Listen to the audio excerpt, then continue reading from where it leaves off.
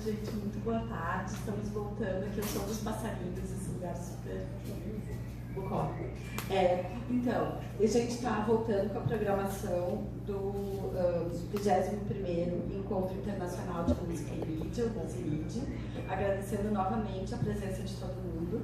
E hoje é o dia mais audiovisual, né, do nosso evento. A gente falou sobre cinema da Irlanda do Norte de manhã e agora de tarde a gente vai começar falando sobre cinema também. Vou abrir aqui para não errar o título da mesa. E a gente tem 3 convidados: o professor Rodrigo Carreiro, da Universidade Federal de Pernambuco, o professor Fernando Moraes da Costa, da Federal Fluminense, e a professora Suzana Reck Miranda, da Federal de São Carlos. 3 professores que estão nos programas de pós-graduação, né? Programa de comunicação, programa de cinema e de imagem e som. E são 3 referências aqui no Brasil nos estudos de som e cinema. E é uma honra ter vocês aqui. Muito obrigada. Né? A gente vem pensando nessa mesa já há alguns meses, né? Quando foi feito o convite. Ela tem como título Paisagens Sonoras no Cinema Brasileiro Contemporâneo.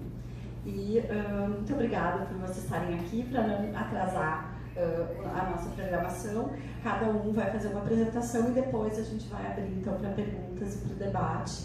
E aí vamos pedir para fechar aquela porta, porque hoje, por enquanto, está super tranquilo, mas às vezes a conversa ali de fora vaza aqui para dentro.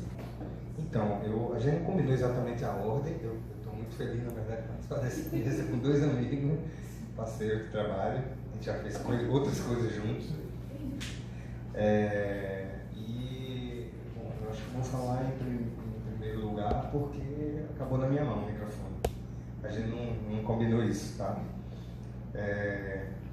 Mas eu não tenho uma apresentação, não tenho PowerPoint. Eu vou, na verdade, abrir um texto aqui para me guiar enquanto a gente segue.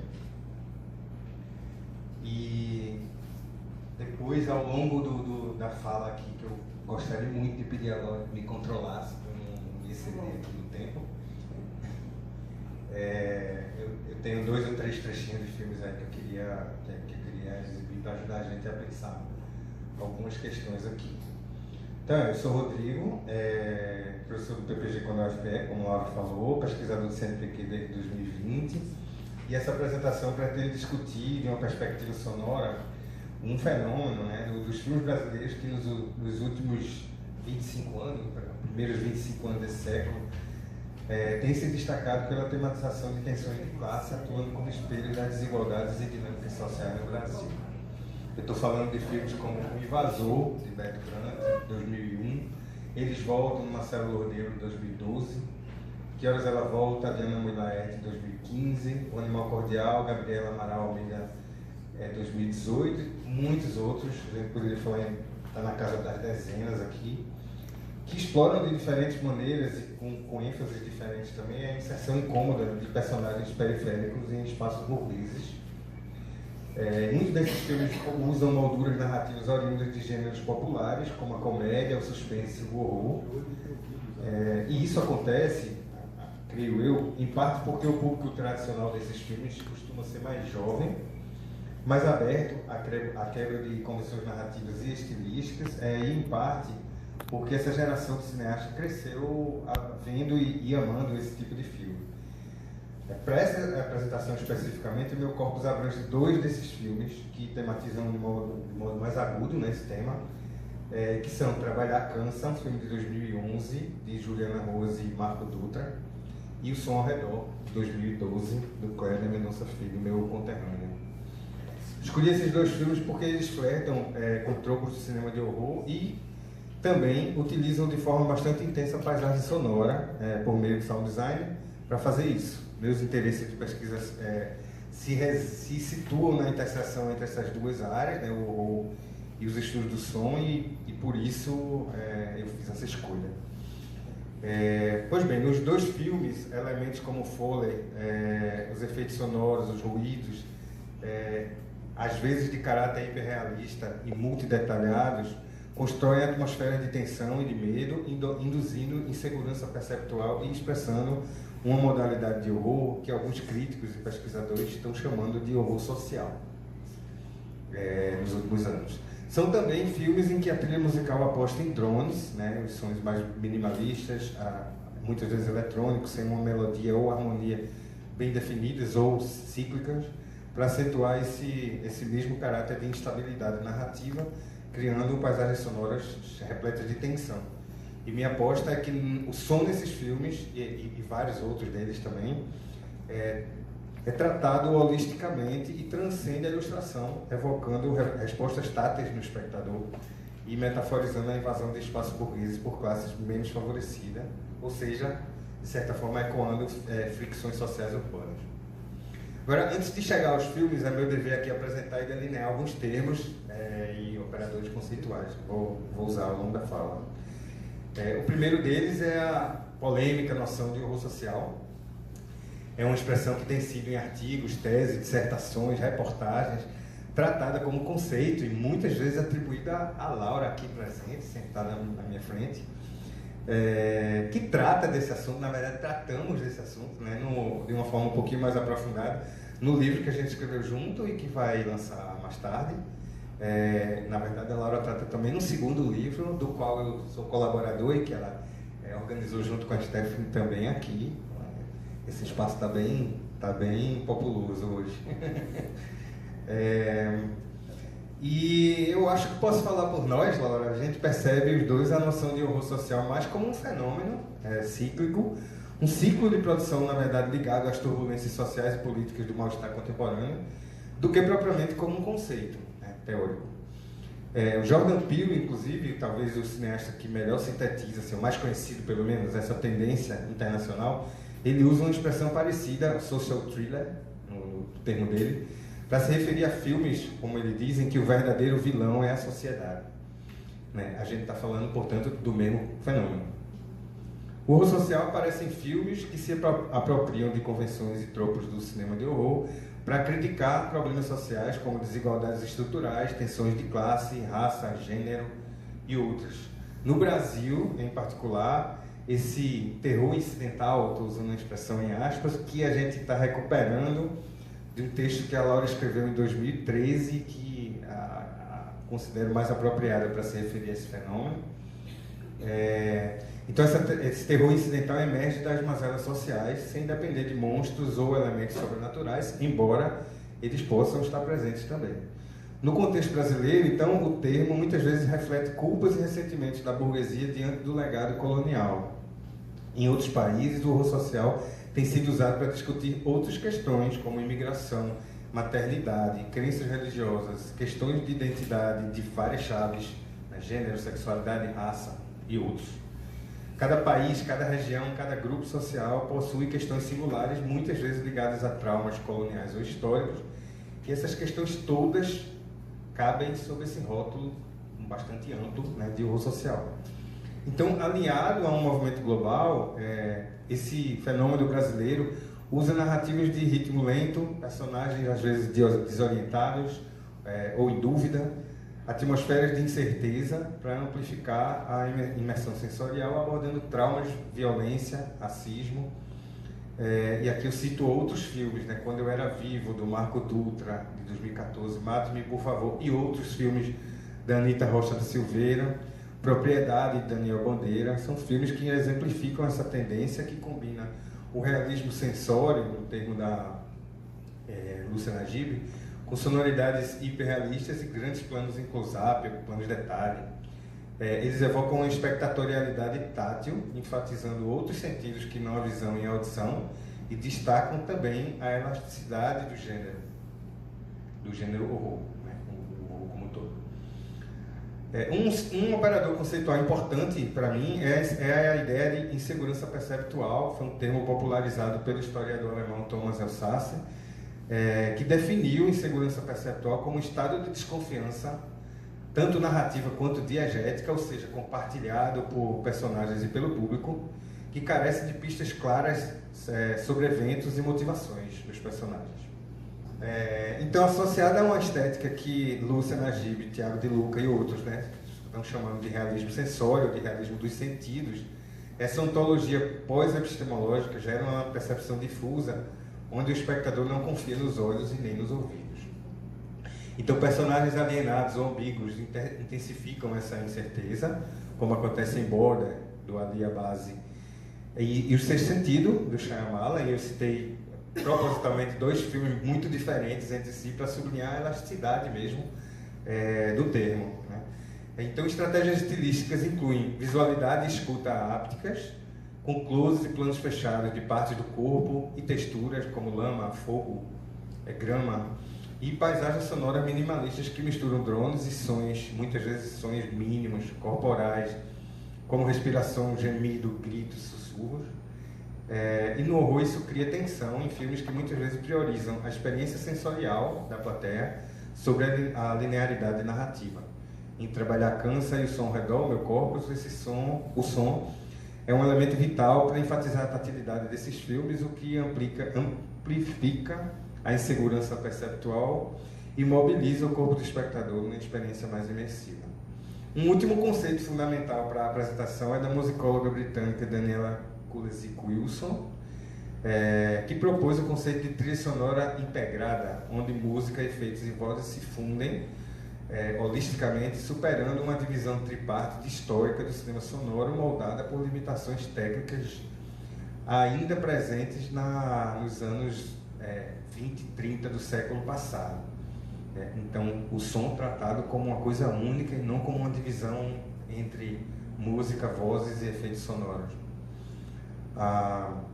Essa integração sonora ativa memórias táteis, intensificando a imersão sensorial e usando a música áptica, conceito do Miguel Mera, que exerce um papel importante nesse estilo sonoro. Um modelo de composição musical que prioriza texturas e vibrações graves, acentuando a fisicalidade do som. Um exemplo paradigmático talvez seria Sangue Negro, o filme do Paul Thomas Anderson, em que a modulação da música, composta por Johnny Greenwood, lembra o petróleo, o tema do filme Jorrando da Terra, né? Deixa eu dar um pulo aqui para não estourar. Em Trabalhar Cansa, o som atua como um invasor ativo, metaforizando a tensão de classe ao invadir espaços burgueses com ruídos da rua, que dissolvem a ilusão de isolamento e revelam um caos externo. Sons fora de quadro, como tráfego, gritos dos vizinhos, latidos de animais, transbordam o tempo inteiro para as cenas internas das 2 principais locações, o apartamento da personagem Helena, que é a protagonista, e o mercadinho do qual ela é dona, funcionando estilisticamente como equivalentes aos personagens da periferia, os empregados do mercado e a empregada da família, que representam narrativamente a intrusão da classe menos favorecida no mundo burguês da protagonista. Esses sons off-screen hiperreais e detalhados, né, via foley e efeitos sonoros, como passos na grama e na lama, o farfalhar de roupas, a manipulação de objetos como um aspirador de pó da empregada doméstica, que impede muitas vezes a família de Helena de se ouvirem nas conversas internas dentro do apartamento, ecoam essas fricções sociais urbanas e ao mesmo tempo mobilizam o espectador de uma forma áptica. O drone grave e insistente do freezer no depósito do mercado é modulado para gerar suspense e intensifica-se ao longo do enredo, adicionando também um peso tátil que amplifica a insegurança perceptual, alinhando-se à ideia de trilha sonora integrada, onde o som transcende a ilustração para sublinhar a fragilidade das estruturas sociais e a ansiedade da classe média perante as ameaças, sejam elas reais ou imaginadas, oriundas das classes inferiores. Uma cena importante desse filme ocorre perto do final, quando uma parede que apresenta uma mancha meio inexplicável é destruída a marretadas numa noite bastante barulhenta, atravessada por latidos de cães. E essa orquestra de ruídos organizada ritmicamente elabora um crescente caos sonoro opressivo até a revelação grotesca de um esqueleto de animal, um monstro, na parede. E essa cena, especialmente através dos sons fora de quadro, geram insegurança perceptual e funcionam como metáfora do desconforto gerado pelas desigualdades sociais no cotidiano burguês. O filme tematiza a decadência econômica da classe média vivida pela minha geração. O Som ao Redor, segundo o filme do Corpus, como o próprio título sugere, também emprega o som de uma forma intrusiva e perturbadora, com elementos sonoros agindo como invasores que desestabilizam a tranquilidade aparente da classe média recifense, E aparece já na sequência, isso aparece já na sequência de abertura, que mostra crianças brincando na garagem de um prédio, com as empregadas domésticas uniformizadas reunidas num cantinho lá, bem separada, né? E a distribuição visual das pessoas em cena enfatiza essa divisão social, mas o som insistente de um desculpa, eu não vou conseguir ler essa palavra não. Esmerilhadeira. Para, Fernando. Operada por dois serralheiros que consertam a grade de uma janela, invade o espaço sonoro. É esse som incômodo que gera a sensação física de que tem algo errado ali naquele mundo. Os sons fora de quadro, portanto, são também invasores dos espaços internos. O tráfego, os latidos de um cachorro, novamente, né? Uma coisa que os filmes têm em comum. A bola chutada pelas crianças que ficam pedindo o tempo inteiro para jogar a bola de volta para casa. E os próprios drones da trilha musical também entram em cena sem aviso, como se fosse um intruso. Assim como a esmerilhadeira da abertura, que pode ser ouvida ao longo de outras cenas do filme, mesmo que nessas outras cenas ela não apareça, ela seja basicamente um elemento extra-diegético para gerar essa sensação de que tem algo errado. Os sons vazam constantemente para dentro da narrativa, funcionando como paralelos estilísticos aos personagens da periferia, notadamente nesse filme, no segundo filme, os seguranças da rua, que representam a presença indesejada e vigilante das classes baixas dentro dos ambientes burgueses. Uma convivência, portanto, assimétrica e forçada. Os sons acusmáticos, elevados a elementos dramáticos, criam uma sensação de desconforto permanente e geram imprevisibilidade e tensão, aliando-se ao conceito de trilha sonora integrada. Os drones são graves e pulsantes, e aparecem também esses eletrodomésticos que geram tensão, como no caso desse filme, uma máquina de lavar, né? É protagonista de 2 ou 3 cenas. Né? Na sequência dos meninos, que eu, se der tempo, vou exibir aí, né? Fantasmas, talvez, que eles pulam de uma árvore, né, no quintal, há um drone grave, né, sons de grilos, passos súbitos, ruídos e sussurros, que constroem uma dinâmica clássica de cinema de horror, culminando no clichê do despertar do pesadelo. Essa sonoridade, com forte ênfase em elementos fora de quadro que geram a expectativa de ameaça, aciona o corpo do espectador via escuta áptica, reforçando a ideia de insegurança perceptual.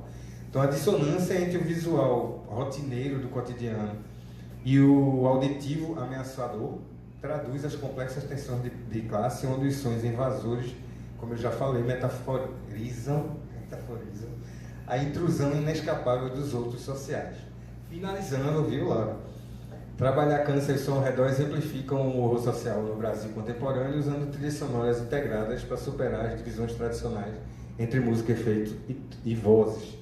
Os drones, o fole e os ruídos invadem os espaços burgueses, uma metáfora para as tensões de classe, e a abordagem sensorial, tátil, mobiliza o espectador refletindo crises sociais contemporâneas e convidando a reflexão sobre essas desigualdades.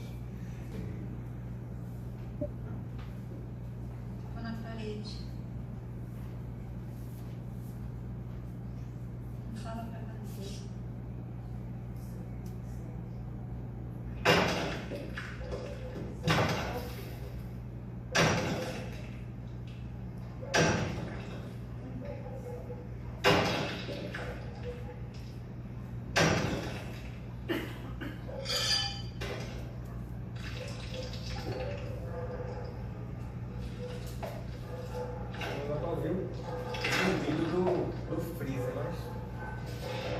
Mas dá pra ouvir do ar-condicionado, tá fazendo um pouco assim.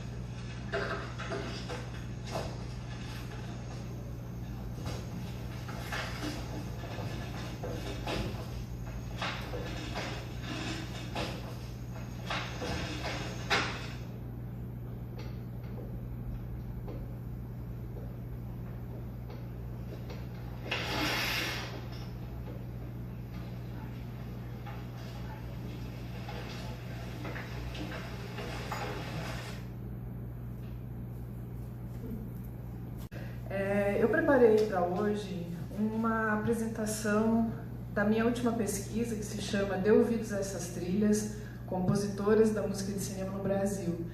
Eu não vou falar exatamente da paisagem sonora no cinema contemporâneo brasileiro, mas eu vou falar de uma característica bastante preocupante, que são as pessoas que compõem trilha musical para o cinema brasileiro, que majoritariamente são do sexo masculino, e o espaço para compositoras dentro desse segmento ainda é bastante ínfimo.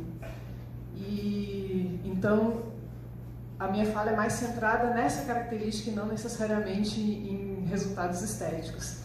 Eu começo a exposição fazendo apresentando mesmo, bem brevemente, uma revisão bibliográfica sobre a baixa representatividade feminina na composição musical de concerto no Brasil.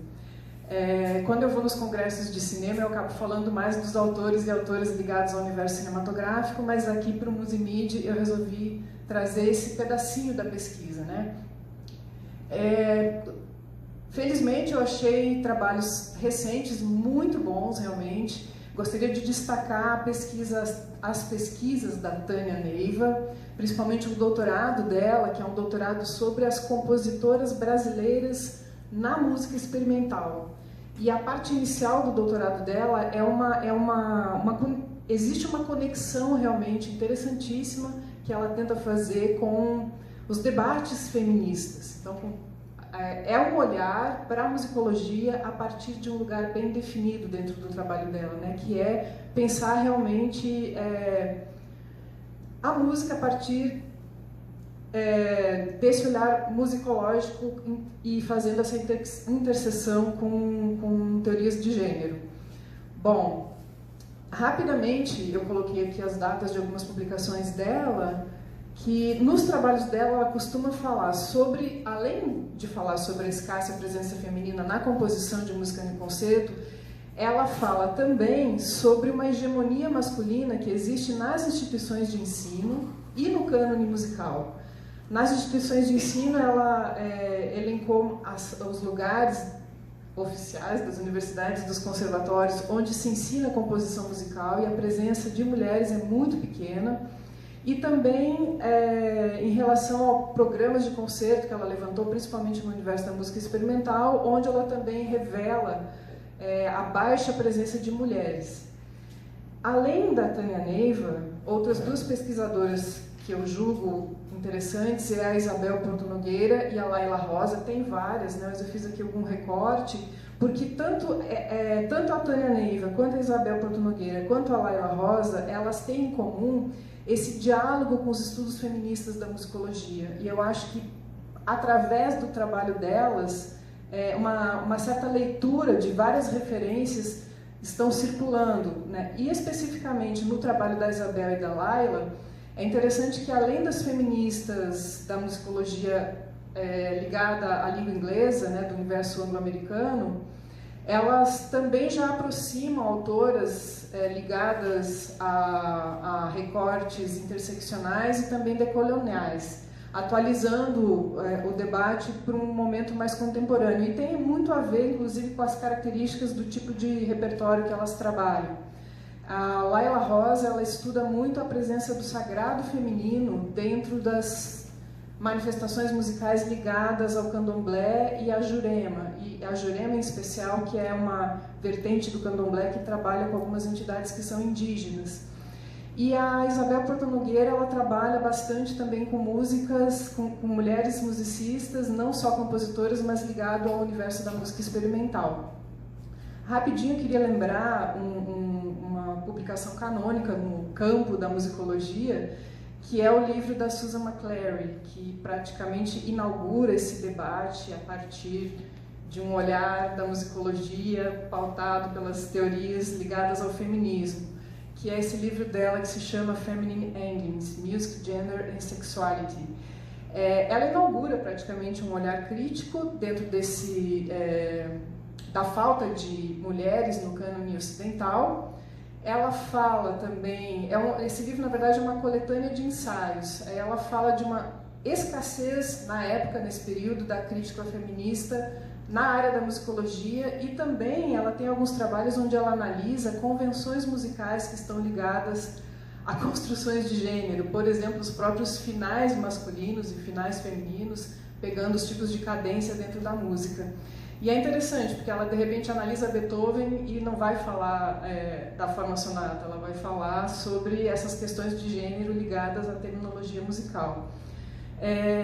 Fora esse trabalho da crítica feminista, aqui no Brasil tem alguns artigos e livros que fazem mapeamentos sobre quem são as mulheres compositoras. Desses mapeamentos, o trabalho que mais me chamou a atenção foi a pesquisa de pós-doutorado da Carol Murgel, Ana Carolina de Arruda Toledo Murgel, que ela traçou uma cartografia das compositoras brasileiras.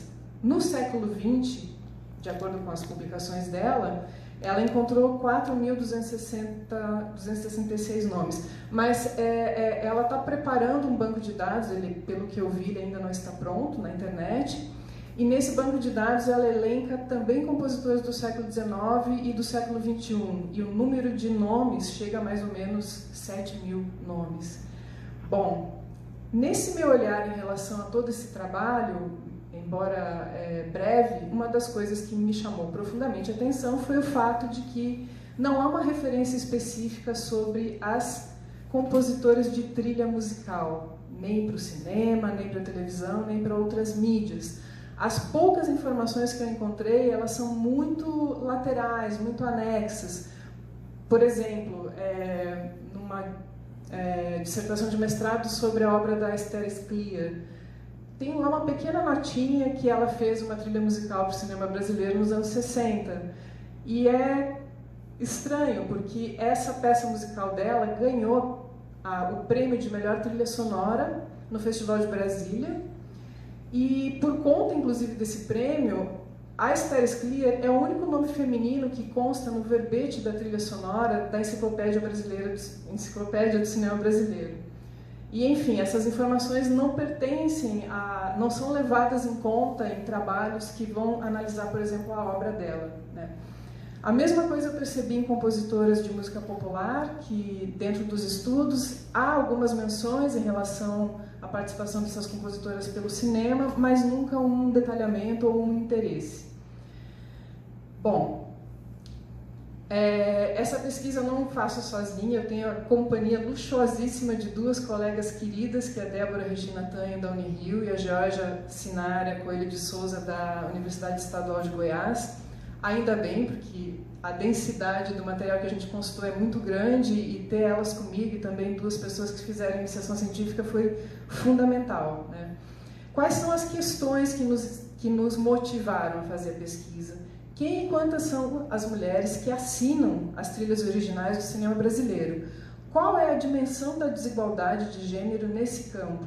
E que fatores explicam a invisibilidade dessas compositoras?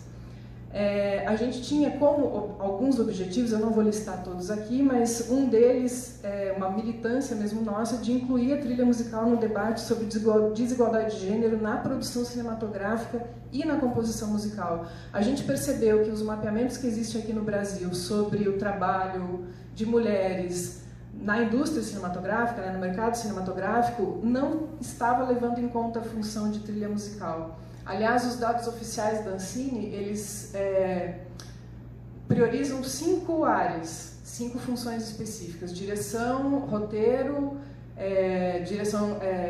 fotografia, direção de arte e produção. E as equipes de som e a composição da trilha musical não entram nessa contabilização, nesse levantamento.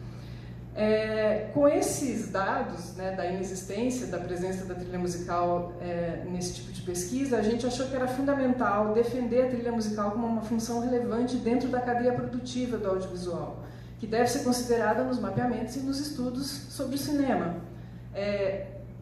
Os filmes têm música, a sua maioria, né? E se a gente for pensar nas relações de autoria, quem são os autores de uma obra cinematográfica? Roteirista, diretor, produtor e o compositor.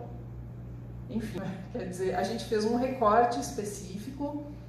Nós centramos inicialmente a nossa investigação, e essa parte que já está pronta, né, em filmes que foram lançados comercialmente entre 1995 e, na verdade, 2019, não é 2020, mas que foram lançados comercialmente até 2019.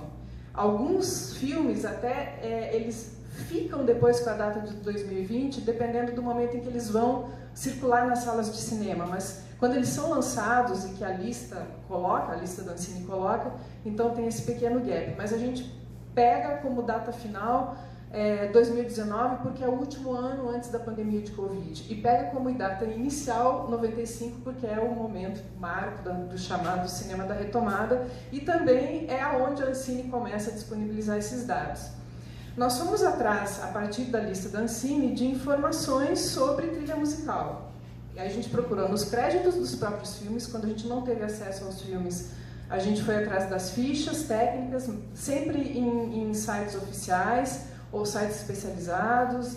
Alguns filmes a gente não conseguiu encontrar nem filme, nem créditos em sites especializados. A gente conseguiu encontrar algumas imagens de cartazes. Então tudo isso serviu como fonte primária para a gente.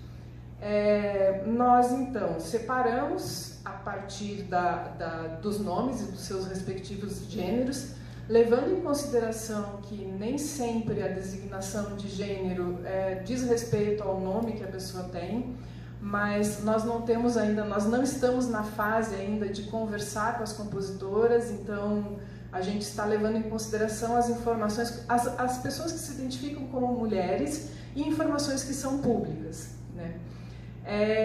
Nos chamou a atenção as diferentes denominações para o crédito de música, que é extremamente confuso.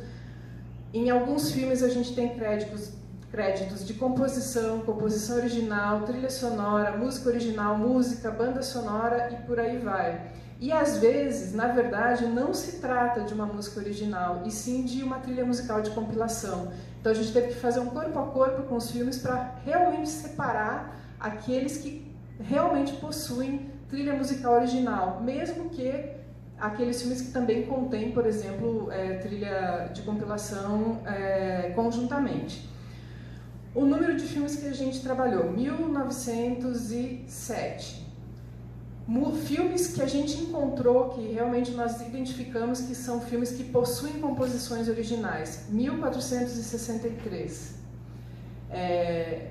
Representa 76% da lista total de filmes da Ancine. Nomes masculinos, 1.301. Nomes femininos, 19 filmes, né? 1.301 filmes. Ambos, que são autorias compartilhadas, 60 filmes.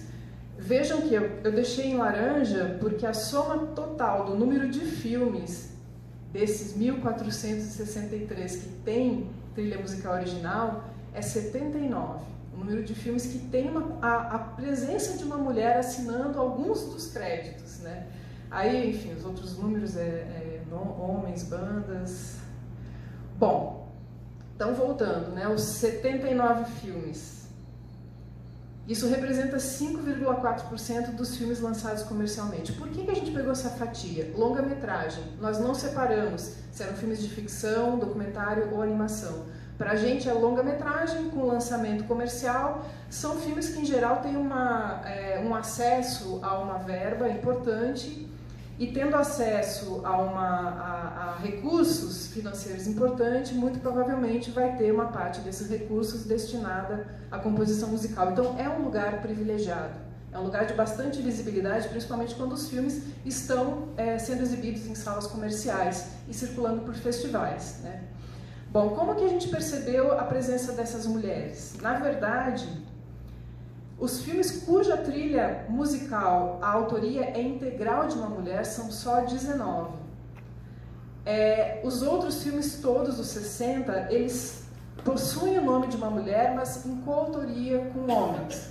E essa coautoria, ela é muito complexa, porque na verdade o que a gente chamou de coautoria simétrica, que é quando tanto o nome feminino quanto o masculino tem o mesmo protagonismo, ou seja, esses dois nomes aparecem nos créditos iniciais do filme e a gente vê que não há uma divisão setorial entre eles. São 12 filmes dos 60 que a gente encontrou de coautoria.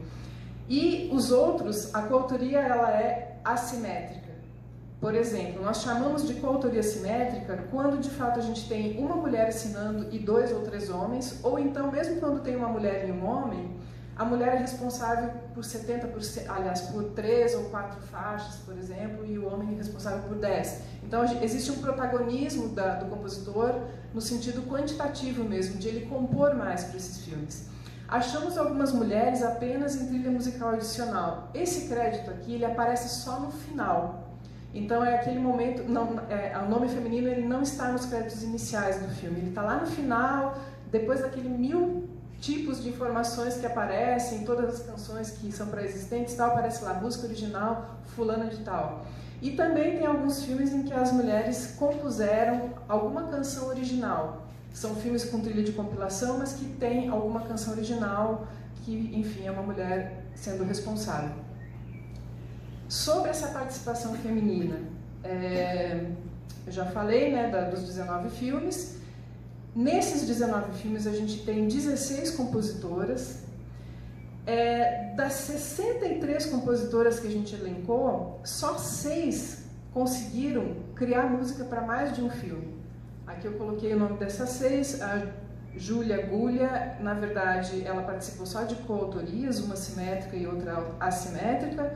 Mariana Camargo, ela é autora de 2 composições integrais. Simone Sou, uma coautoria simétrica e outra assimétrica.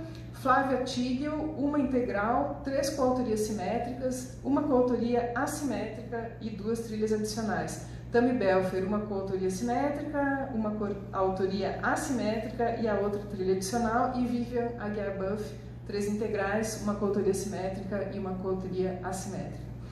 Se alguém tiver curiosidade, eu tenho a listagem desses filmes e logo vai sair uma publicação também com todas as tabelas. Eu posso mostrar para vocês depois, mas por questão de tempo eu nem coloquei aqui nas transparências.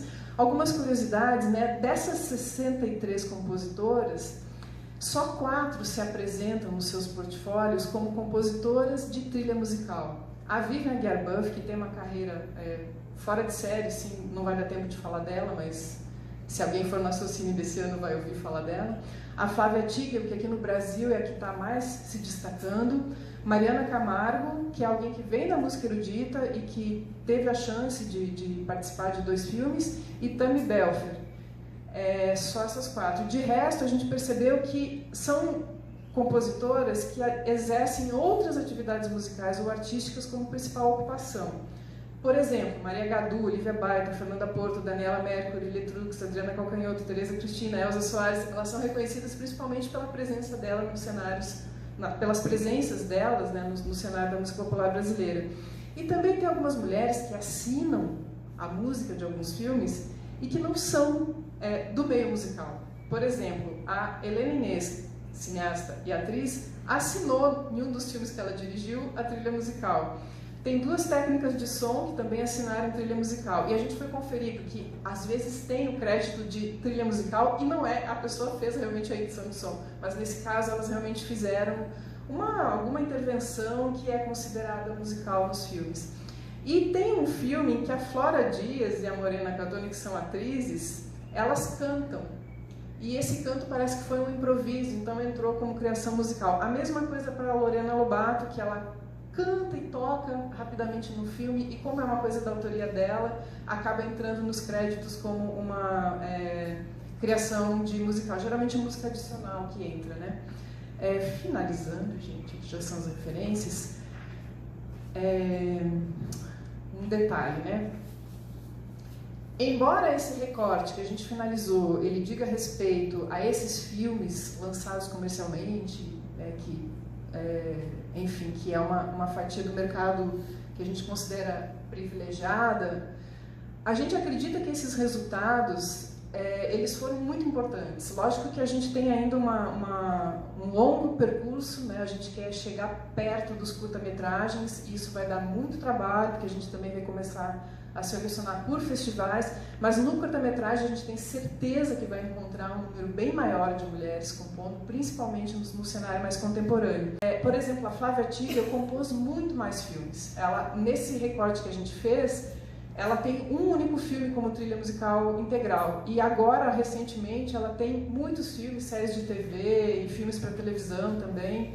Então, o trabalho, a presença dela nesse cenário tem aumentado. E a Vivian, ela está nos Estados Unidos. Ela tem, atualmente, ela é contratada da DreamWorks como produtora musical.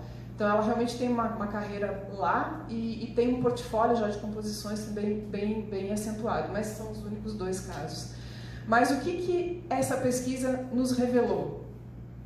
Primeiro, as mulheres que compõem para filmes, elas têm muita dificuldade de se manter, de manter uma trajetória contínua na área. São pouquíssimas, como essas que eu já destaquei.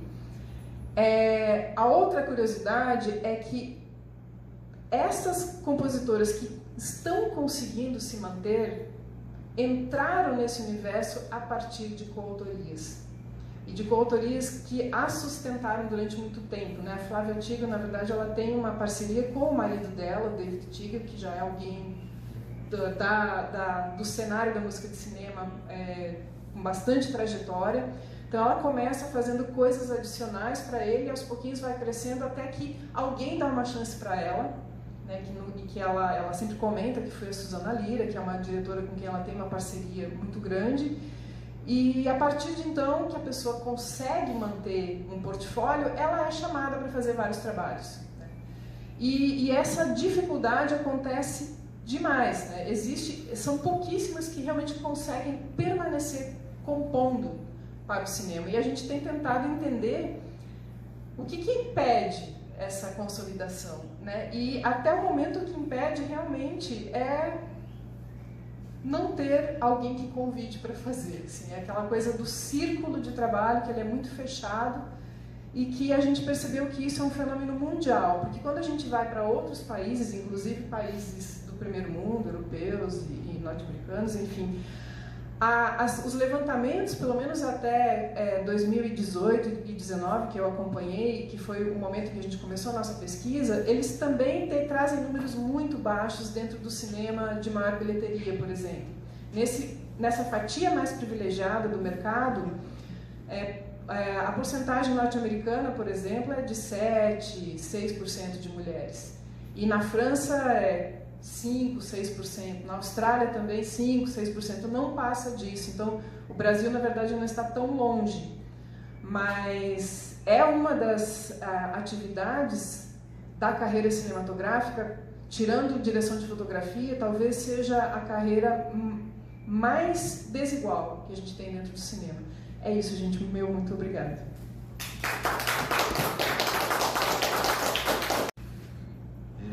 Olá. Bom, primeiro, obrigado pelo convite. De novo, prazer óbvio estar com esses dois mais uma vez na vida, várias vezes. A palestra se chama Música Diegética e Som Ambiente no Cinema Experimental Brasileiro e Britânico Contemporâneos. Então, eu vou explicar, deixa eu só me cronometrar aqui para eu não me perder muito.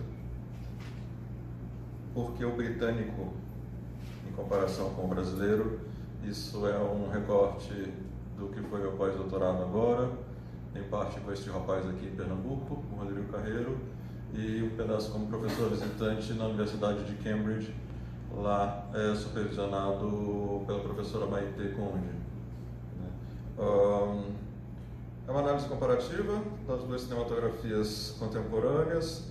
A gente tem alguns fatores temáticos e estilísticos em comum, né? Uma análise de semelhanças e de diferenças, evidentemente, transnacionais, diferentes como as culturas sejam. O foco principal dessa palestra é o que a gente poderia chamar, com muita dificuldade nesse termo também, que nunca é um termo tranquilo, digamos com cinema experimental. Muita gente que eu já trabalhei com um dito cinema experimental mais de uma vez, muita gente concorda com esse termo, muita gente absolutamente discorda. Eu sempre digo que um dos meus ídolos é o Stan Brakhage, e o Brakhage era um cara que, quando falava sobre cinema experimental, ele falava, para você, para mim é o cinema que eu faço. Se você quiser botar a palavra que você quiser botar, para mim, eu não tento fazer experimental, eu faço o que eu preciso fazer. Se é bonito, ficcional, narrativo, problemas outros. Mas então, vou Vou falar um minutinho rápido do que mais aparece nessas semelhanças entre cinema brasileiro e britânico contemporâneo, porque você tem uma série de fatores. Vou falar um minutinho porque não é sobre isso hoje, para eu poder focar no dito cinema experimental, especialmente no caso britânico de um cara, esta figura aqui, um cara chamado Ben Rivers, que se der tempo eu passo trechinhos de um filme chamado 2 Years at Sea, 2 anos no mar, seria em português, e um outro chamado Slow Action, daqui a pouco eu explico rapidinho. Tá? Eu acho que eles se conectam com algumas coisas feitas no Brasil e eventualmente até na Argentina e em outros lugares dos nossos vizinhos sul-americanos e latino-americanos. Mas o que mais aparece, tá? e que num artigo que está formatado como artigo aparecia para mim, relações divergentes e convergentes entre representações de trabalhismos e de crises do capitalismo contemporâneo nos dois lugares, uma relação com o horror, que eu vou comentar um minuto aqui, mas não vou comentar mais do que um minuto, horror e questões sociais, como o Rodrigo já falou e como a gente está falando aqui, como ele e Laura sabem muito melhor do que eu, uma ficção científica eventualmente de baixo orçamento, principalmente no Brasil, então você tem relações que são mais pragmaticamente de produção, de grana, etc. e tal, e gêneros narrativos, marcadamente horror e ficção científica de hoje em dia, e eventualmente até adaptação literária. Né? Na verdade, vicissitudes sociais que os cinemas representam dentro desse quadro de coisas aqui. Né? Conexões com vicissitudes das sociedades contemporâneas, e inclusive, né, tendo a ver com o tema do encontro mais geral aqui, ansiedades contemporâneas, etc. e tal. Né?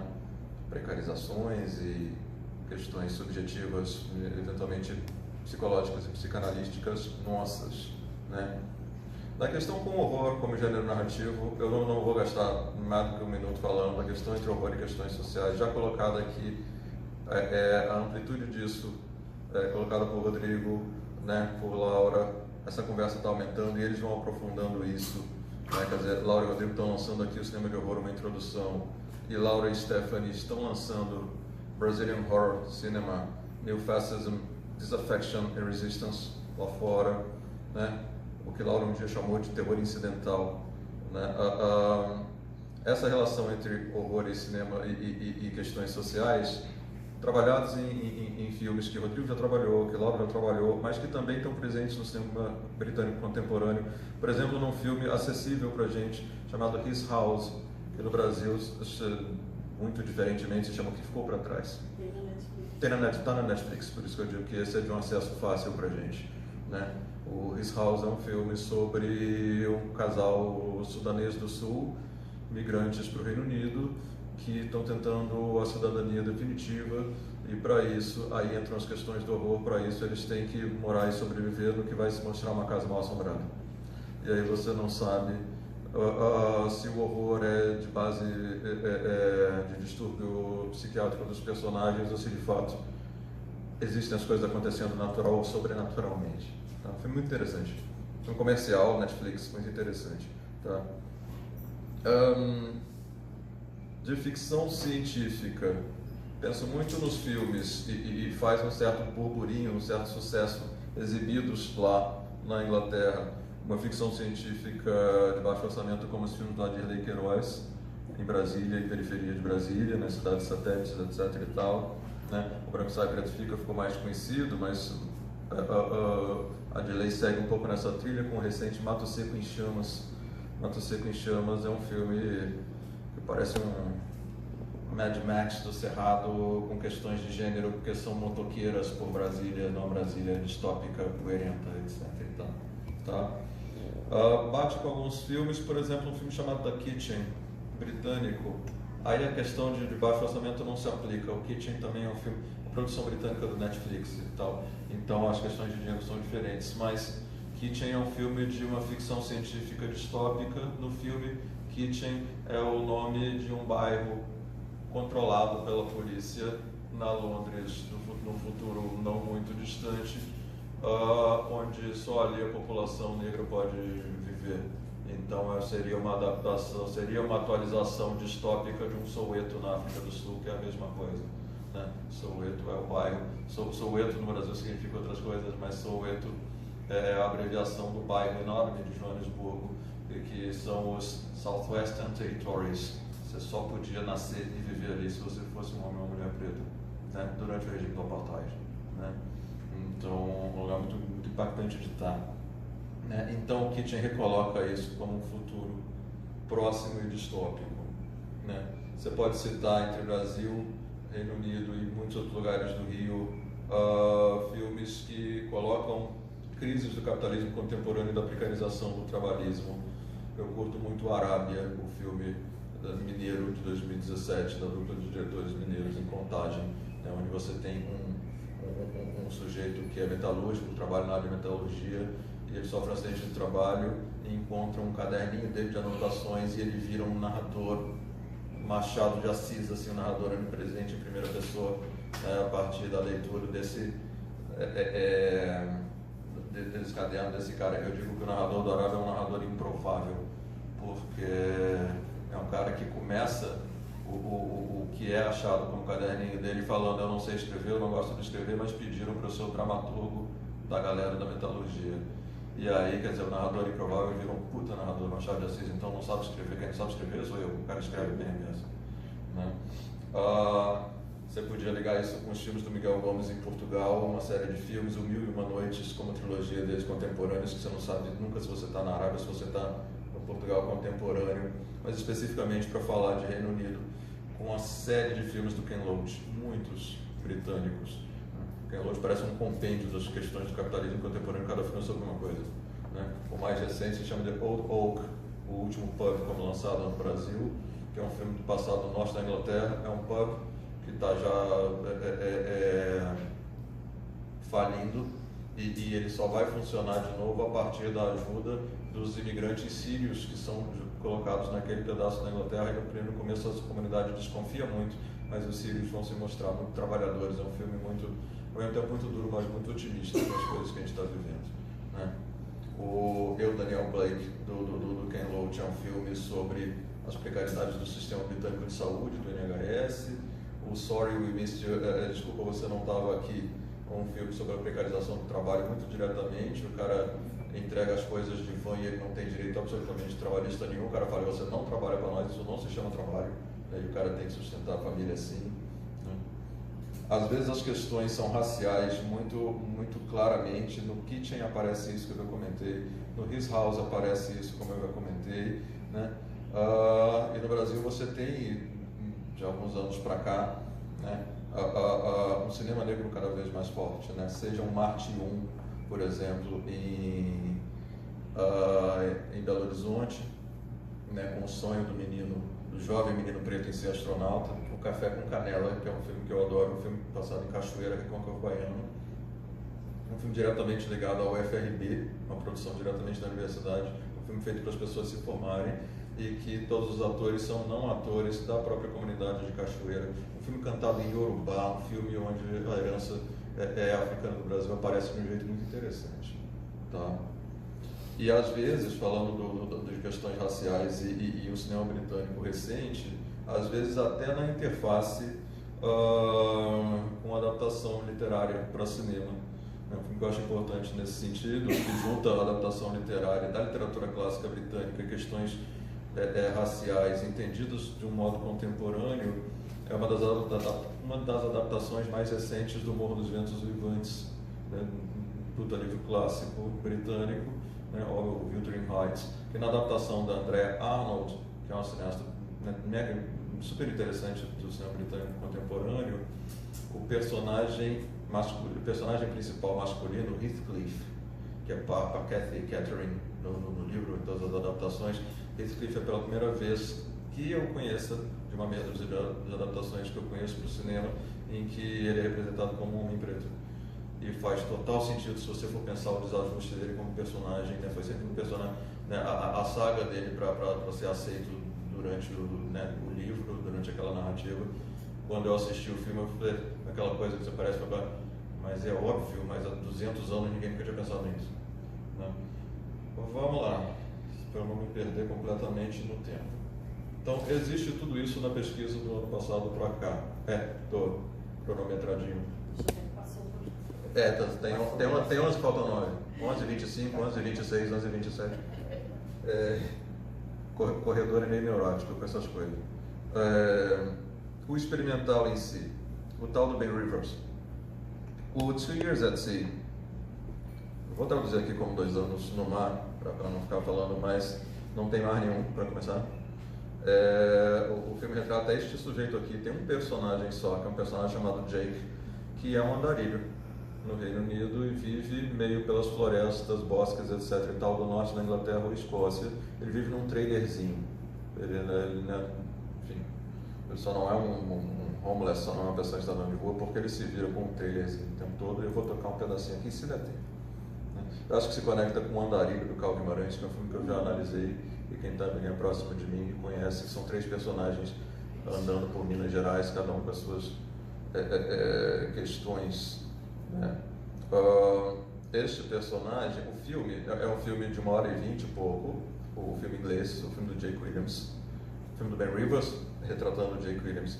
É um filme de 1h20 sem nenhum ai de fala humana, é um filme que não tem voz para nada. É um filme em que você tem, desafiando o famoso vococentrismo do francês Michel Chiron, que os filmes são muito centrados, em sua imensa maioria, em diálogo, em fala, em etc. e tal, isso não é muito falado. Isso é um filme, uma longa-metragem sem nenhuma fala. Né? Assim, uma absoluta onipresença dos sons ambientes em volta desse sujeito e nos ambientes pelos bosques pelos quais ele transita, e os ruidinhos, todos os sons das próprias ações dele próprio. Se der tempo eu toco um banho dele tomando aqui, e uma hora que tem uma coisa engraçada, por isso é que tem música diegética, música dentro da própria cena, no meu título. Além de não ter fala, o único tipo de música que tem nesse filme, acontece 3 vezes durante o filme, são coisas que ele bota para tocar. Ele não fala com ninguém, ele não convive com ninguém, mas ele tem uma vitrolazinha e um rádio do trailerzinho, um rádio de carro, e ele de vez em quando dá play nisso e ele meio sonoriza os bosques e você ouve aquilo. Então, de um jeito muito poético, muito bonito, tem música que sai da própria ação, tá?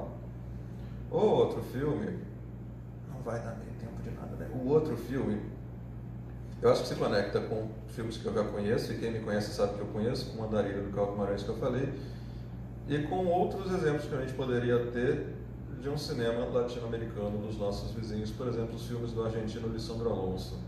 Sandro Alonso tem alguns filmes em que você tem uma jornada de um personagem solitário perambulando por espaços enormes da Argentina. Tem um chamado Los Muertos, Os Mortos, em que um personagem sai da cadeia e atravessa rios e rios e rios da Argentina, bem ao norte da Argentina, próximo do Paraguai e Foz do Iguaçu, onde é quente, úmido, etc. E você vai descobrir no fim do filme o que esse personagem está tanto perambulando. Ele vai chegar em algum lugar e tem uma coisa que ele tem que resolver. Eu não vou dar spoiler aqui. E um outro filme do próprio diretor, onde a paisagem é muito diferente, que é o Liverpool, que é todo passado em Ushuaia, a Terra do Fogo. Um personagem que desce de um navio chamado Liverpool, tem coisas a resolver com a família, ele roda o mundo inteiro de navio, quando ele desce na Terra do Fogo, ele fala, eu tenho que descer aqui, tem que fazer um negócio com a minha mãe. Aí você vai descobrir o que acontece, e fica esse personagem perambulando pelo sul, mais sul que existe no mundo, que é a Terra do Fogo. Um segundo filme do britânico, chamado, o primeiro 2 Years at Sea, o segundo Slow Action. É um filme, a gente hoje em dia, chamaria de um média-metragem, né? Tem o tamanho de um episódio de série, mais contemporaneamente, 48 minutos, assim. O Slow Action é um filme todo fragmentado, é um filme de 4 partes, passado em 4 ilhas em lugares diferentes do mundo. Oceania, Ilhas Canárias, uma ilha também da Oceania, ainda de concessão britânica, e uma ilha japonesa muito próximo no continente, muito próximo de Hiroshima, em que você tem uma fragmentação narrativa. As 4 ilhas são representadas de jeitos muito diferentes, e dentro do escopo da trilha sonora do som do filme é absolutamente tudo muito diferente também. Quer dizer, uma ilha, no começo ela é representada por silêncio total sobre fotos e estilo, depois de música e uma voz feminina de narração, essa é Lanzarote. A ilha de Tuvalu, Oceania, uma voz-over masculina e muitos sons ambientes. A ilha japonesa tem uma coisa muito específica que eu acho muito interessante, que além de ter uma voz de narradora feminina, o resto todo que a gente ouve como trilha sonora é tocar de novo nesse filme o que é a trilha sonora do Vampiro do Carl Dreyer, um filme de 1931, um dos primeiros filmes sonoros em forma mais definitiva da Europa. Então você tem a reapropriação de uma trilha sonora de um filme inteiro valendo para o outro quase 100 anos depois, né? Enfim, cada filme com um tipo de sonorização. Não vai dar tempo de explicar aqui, mas eu linko esse cinema experimental com o documentário recente do Erli Vieira, documentarista e professor também, teórico do cinema, professor da UFES, Federal do Espírito Santo. É um filme chamado Presença, que é um filme que lida com as questões raciais todas, lida com um cinema mais experimental, porque o Presença é um longa-metragem do Erli que está rodando nos festivais aí, daqui a pouco vai estar mais disponível, todo documentando performances artísticas de artistas que são pessoas pretas no Espírito Santo. Então, linka com um monte de coisas dessas que a gente está falando. Dá tempo de passar um minutinho? Dá. 2 Years at Sea. Esse tipo de sonorização aqui, durante um tempinho, o banho com os sons diegéticos e os sons só dentro da ação do tal do personagem Jake Williams. E se der tempo eu boto a vitrola.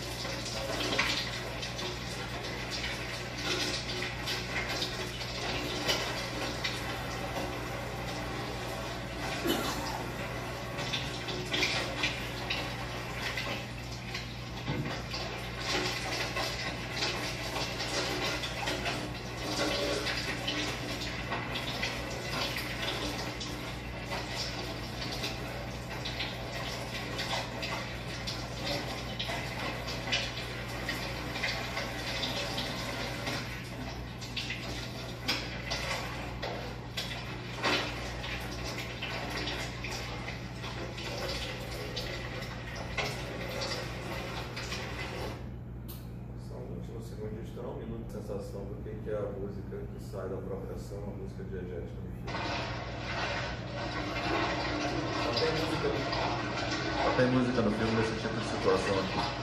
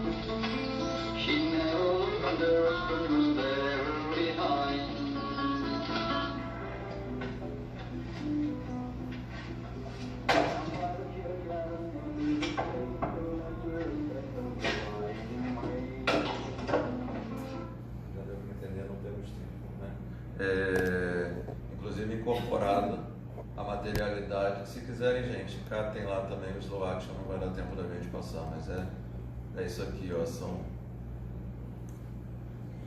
4 ilhas representadas cinematograficamente e por imagem e por som de formas muito diferentes. Essas são as 4 ilhas, tá? E cada uma é sonorizada de um jeito. É engraçado que além de música diegética, de música da ação tocada pela vitrola, está incorporado muito diretamente a materialidade do disco, porque o disco é todo arranhado e vai arranhado mesmo. Então a gente fica sentindo, tipo, eu acho uma delícia, mas a gente está incorporado o defeito, que é o agarrado dos discos. Obrigado, gente.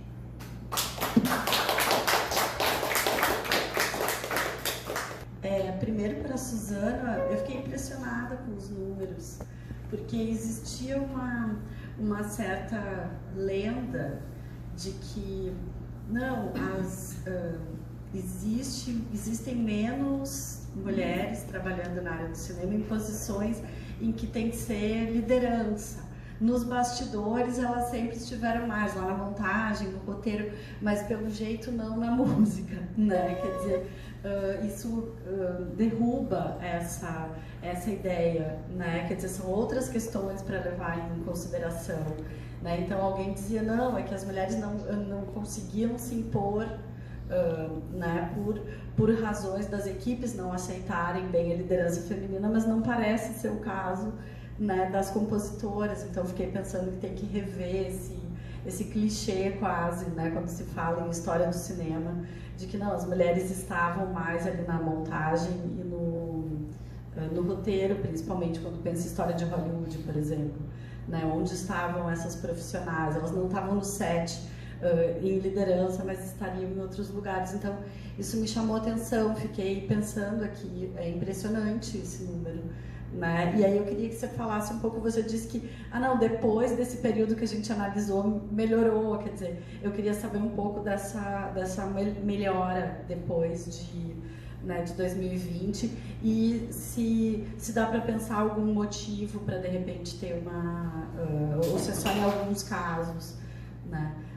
E aí, para o Fernando e para o Rodrigo, os trabalhos de vocês têm uma conversa. Eu fiquei pensando bastante assim, nas imagens que o Fernando mostrou, né, e na questão dos filmes nórdicos, sobre os quais o Rodrigo trabalhou, e tem, apesar de serem propostas diferentes, tem muito em comum aqui, né, tanto na proximidade da câmera, né, na coisa tátil e tal, que né, a gente já conversou.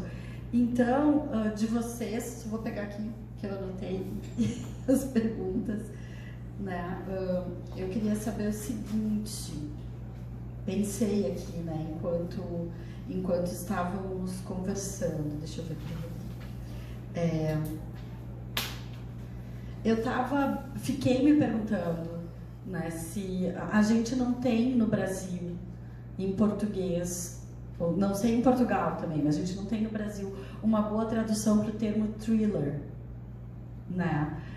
Às vezes as pessoas traduzem como suspense, mas isso tem uma série de... não é a mesma coisa, né? E não ter uma tradução para o termo thriller é que dificulta, por exemplo, quando a gente traz para a discussão mais próximo aqui das questões do horror, um filme como O Invasor, por exemplo. Né? E que no nosso próprio livro, que vai sair hoje mais tarde, né? Quer dizer, existem historiadores que mostram como nos anos 30 e nos anos 40 thriller e terror eram considerados mais ou menos a mesma coisa, né? Então depois esses termos foram se separando mais, mas a ideia do social thriller, né? Às vezes a falta de uma boa tradução para esse termo complica o debate no Brasil. Fiquei pensando sobre o termo mesmo. E para o Fernando, deixa eu ver aqui, peraí, eu anotei.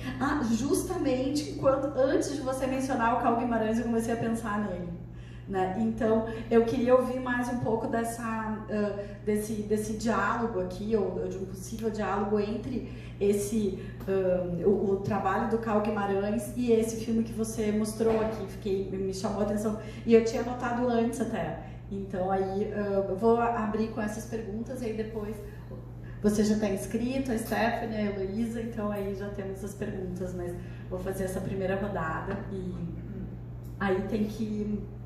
Ah não, o microfone está com vocês, né? Aí eu fico controlando. E eu não fui para frente da câmera, né? Muito agradecida. Bom, primeiramente, eu estava tão preocupada com o tempo que eu fui direto para a apresentação e eu não falei o quanto eu também estou feliz de estar com o Fernando e com o Rodrigo nessa mesa, né? Que é uma parceria de longa data e é sempre um prazer enorme poder compartilhar esse espaço aqui com eles. E ao mesmo tempo uma grande alegria também participar do Musimid pela primeira vez. Então todo o convite, tudo foi incrível, eu parabenizo também. Estou muito feliz.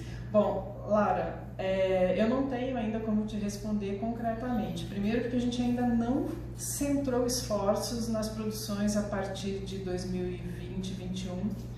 Até porque as listagens da Ancine, quando a gente quer fazer esse recorte específico dos filmes que são lançados comercialmente, ela sempre ela fica disponibilizada com bastante atraso, né? E tem muitas nuances, porque esses filmes, essa lista de filmes lançados comercialmente é muito complexo também, porque basta ser lançado em uma sala de cinema já é considerado lançado comercialmente. Então a gente tem grandes lançamentos, filmes que têm orçamentos de milhões, enfim, que conseguem ir bem na bilheteria, que tem bastante circulação.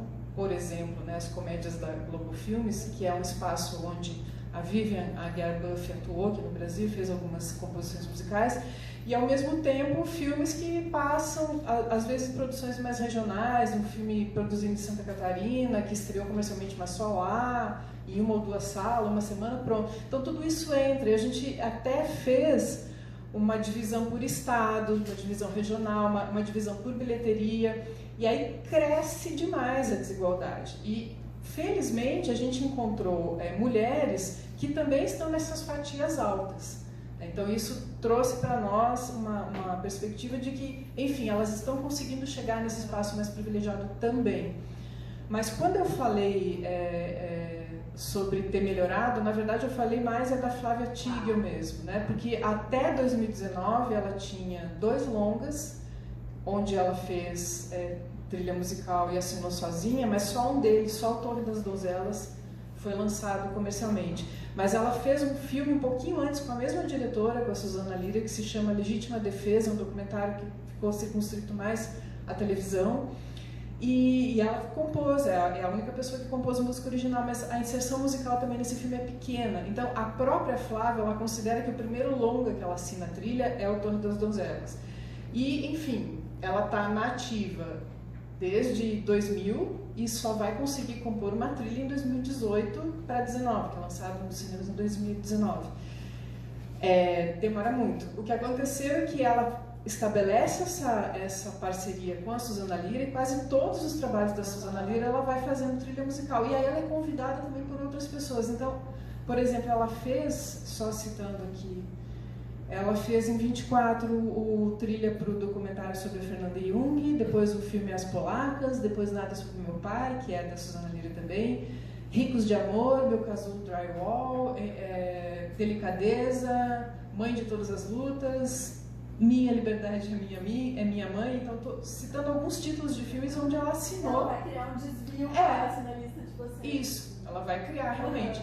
Mas o que a gente percebeu também nas curvas? Teve um momento assim que tinha um número maior de mulheres e a gente começou a se animar, aí nós fomos ver, tem um número maior de produções de filmes. Então a porcentagem não muda nada, né? Então quando a gente vai fazer análise estatística, a coisa realmente vai mostrando alguns pequenos detalhes. Então talvez uma ou duas pessoas comecem a ter mais filmes nos quais elas assinam sozinha a trilha integral, mas no cômputo geral eu acho que não vai ter um grande avanço. Quiçá tenha, né? Pelo menos nesse segmento. Agora a gente sabe que outros recortes vão nos fornecer outras possibilidades de interpretação. Então não tem como te responder. Só fazendo uma parte aqui, eu não sabia até agora, a apresentação de Suzana, que ela era esposa do David Tigel. Achei que ela era filha. porque ela tinha estourado tão depois, né, que juro por Deus. Então, curiosamente, ela começa as primeiras trilhas dela, que ela fez alguma coisa com teatro, ela é bem versátil. Ela assinava o nome dela de solteira, que é Flávia Ventura. Então agora ela é Flávia Ventura Tigre. Ela foi aluna do David Tigre durante a graduação, que ela fez música na UNB, mas ela não se formou, na verdade ela se formou em jornalismo. E ela começa a trabalhar com ele e essa parceria virou um casamento. Mas as primeiras trilhas que ela compõe, ela ainda assina com o nome de solteira, como Ventura. Entendi agora. Só um segundinho, aproveitando a parte do Suzana, comento isso muito com os meus alunos, a coisa da distribuição, que você falou, foi distribuído comercialmente e tal. Acabei de participar de um filme assim, foi distribuído comercialmente assim, na sessão de 1h30 da tarde, naquela sala de arte no Cafundós do Rio de Janeiro. Então, sim, conseguimos botar nosso filme.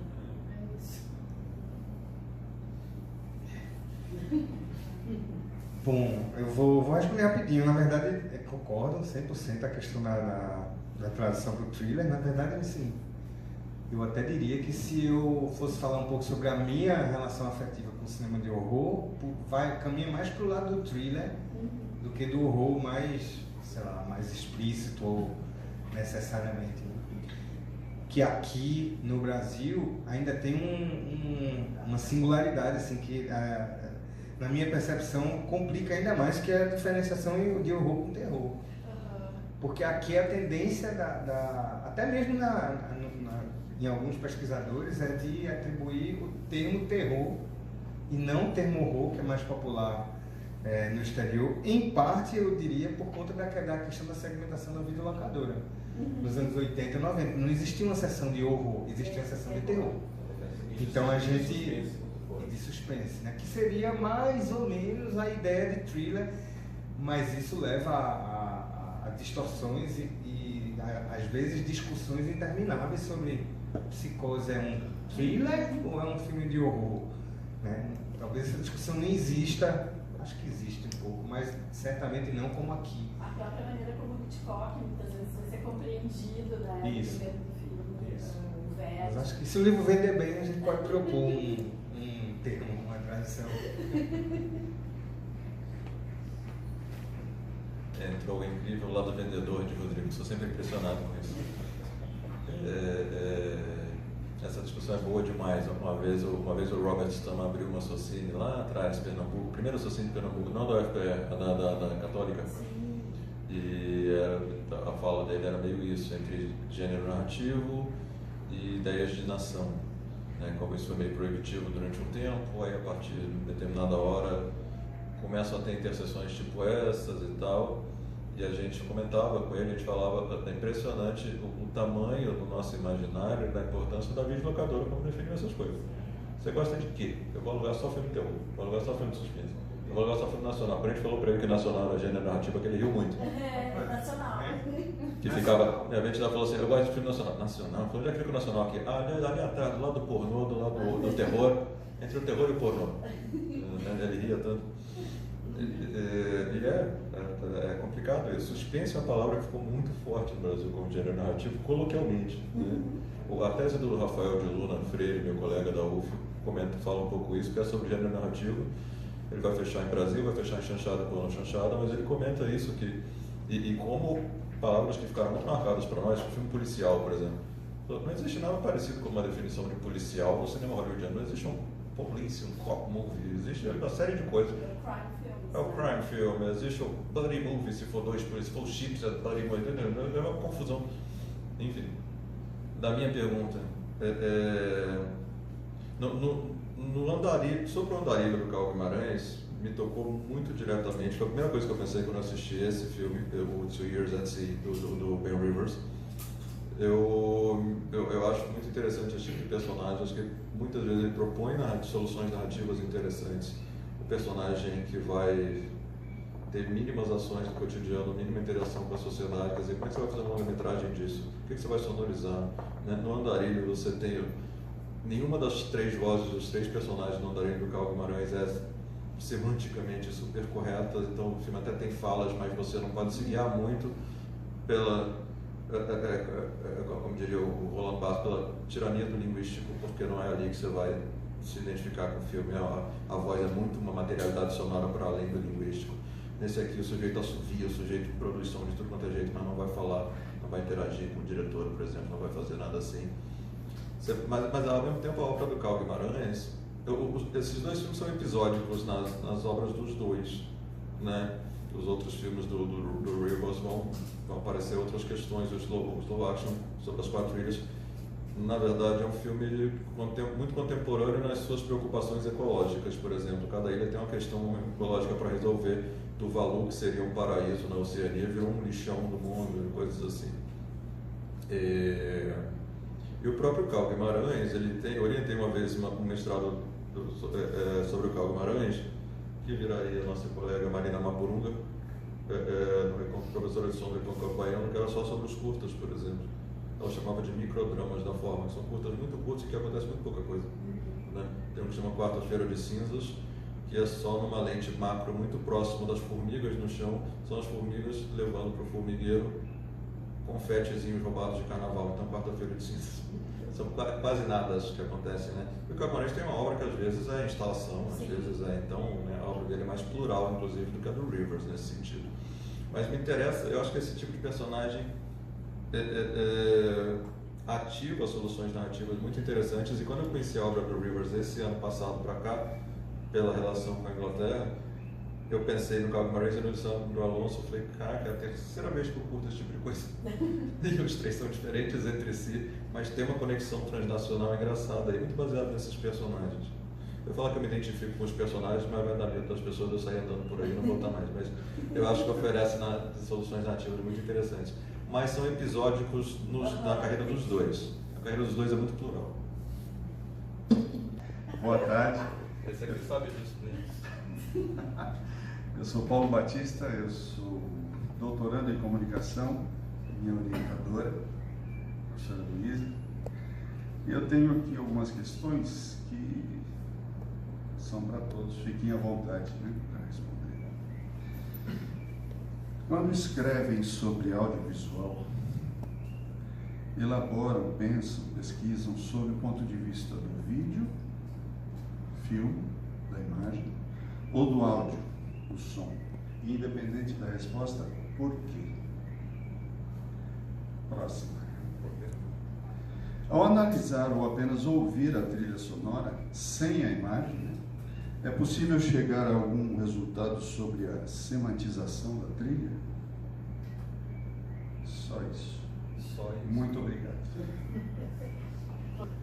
Mas a primeira coisa que me passou pela cabeça, é o que eu vou responder, eu vou ficar... tenho certeza que eles vão contribuir bastante. A gente estava conversando essa semana com a Laura e outros colegas sobre um filme recente que alguns vimos, acho que dos que estavam conversando, talvez alguns aqui tenham visto também, que é um filme do Steven Soderbergh, recente, chamado Presença. É um filme sobre uma casa mal assombrada, narrado da perspectiva do fantasma. Quando eu digo narrado, o ponto de vista do filme, ele é 100% o ponto de vista subjetivo da assombração. Tudo que a gente vê é o que a assombração também vê. A câmera se move como uma pessoa. Porém, o som é um ponto de escuta que o filme adota, é um ponto de escuta convencional. Você escuta de uma perspectiva espacial diferente da que você vê o filme. Bom, eu não sei como é que uma pessoa, eu não tenho como saber exatamente como é que um leigo, uma pessoa que não estuda som, recebe um filme desse tipo, mas para mim, apesar do filme ser bem interessante da perspectiva de câmera, a dissonância me causa um incômodo, né? Do início ao final da projeção, porque eu sinto que tem algo ali que não devia estar acontecendo, mas está acontecendo por uma redundância não, mas por uma comodidade narrativa, uma certa preguiça narrativa de não ousar, né, sonoramente, como a parte imagética faz. E ao mesmo tempo isso me leva a um sofisma quase assim, clássico do Michel Sion, que é não existe trilha sonora. Ele tem essa frase famosa. Por que não existe trilha sonora? Não é que não haja, claro que há. O que ele diz não é possível analisar o som de um filme ou discutir um som de um filme sem falar também da imagem. E vice-versa, porque a fruição, o ato da espectatorialidade, ela não é meramente visual ou meramente auditiva, ela é multissensorial e dinâmica. Então é muito difícil você fazer análise sonora, né, da nossa perspectiva, sem levar em consideração o que está acontecendo na imagem também. Então, eu não sei se eu respondi, mas eu pelo menos iniciei aqui um debate. Eu ia falar a mesma coisa, mas assim, com outras palavras, nós três somos especializados em som, especialistas em som dentro do audiovisual, né? Eu sempre falo com os estudantes, falo, cara, para estudar som, assim, som não é um objeto, né? Som é um pedaço enorme do mundo e da nossa percepção cotidiana, é uma episteme, né? Quer dizer, é um conjunto de saberes que, na verdade, a universidade inteira trabalha sobre ele. A gente aplica um certo sound studies, um certo estudo de som ao audiovisual, né? Mas poderia ser fonoaudiologia, é som, engenharia acústica é som, né? Otorrinolaringologia é som. Então, uma vez a gente recebeu uma visita do MEC, quando eu era aluno ainda, e a linha de pesquisa que contemplava o cinema, num PPG-Com, num programa de comunicação, chamava Análise do Som e da Imagem. E a gente perdeu até ponto, porque os avalistas do MEC viraram e falaram, mas som e imagem do quê? Ele falou cinema. A gente falou, então tenha coragem e bota a tal da palavra cinema, porque imagem e som eu achei que fosse ultrassom, ultrassonografia, gravidez, problema no rim, sabe? E tinha razão. Eu acho assim, é o que o Rodrigo falou, o Michel Chon até tem, embora ele vá sempre dizer que som e imagem estão em relação no cinema e no audiovisual, tanto narrativa quanto perceptivamente, ele também propõe uma coisa que eu nunca me interessei em fazer. Em algum momento do Audiovisão lá, o livro mais paradigmático dele, ele propõe separar os dois. Ele propõe, né, assim, suma com a imagem, ouça só o som e vê se isso faz sentido para você. Depois faz o contrário. Eu pudesse e ver só a imagem e ver se funciona também.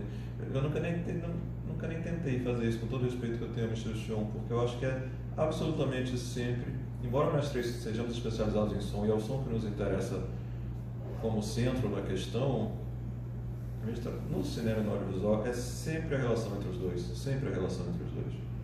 Eu não posso desligar da imagem. E isso eu não tenho dúvida nenhuma, que absolutamente qualquer filme minimamente interessante da história do cinema, qualquer produto audiovisual contemporâneo, se for interessante é porque sabe mexer com os dois e construir uma relação interessante entre os dois, né? Assim, então, não é, eu falo isso com os estudantes, eu não trabalho com rádio, eu trabalho com cinema de audiovisual, não trabalho com uma mídia sonora pura, não trabalho com música, não trabalho com, né? Quer dizer, é sempre em relação com a imagem. Então, eu nem me preocupo com isso. Eu sou especializado em som, mas eu vou me ancorar sempre na imagem porque é absolutamente um casamento entre os dois e é isso que me interessa, na verdade. Então, é indissociável.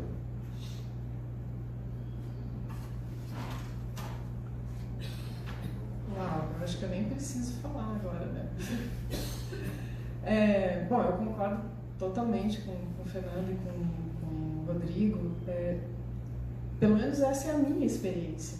A forma como eu estudo, como eu trabalho, como eu me coloco como pessoa que vai pesquisar alguma coisa ou como alguém que vai dar aula, é a experiência sensória total, integral, ou seja, é som e imagem. Quer dizer, eu também penso música dentro dos filmes, o tempo todo.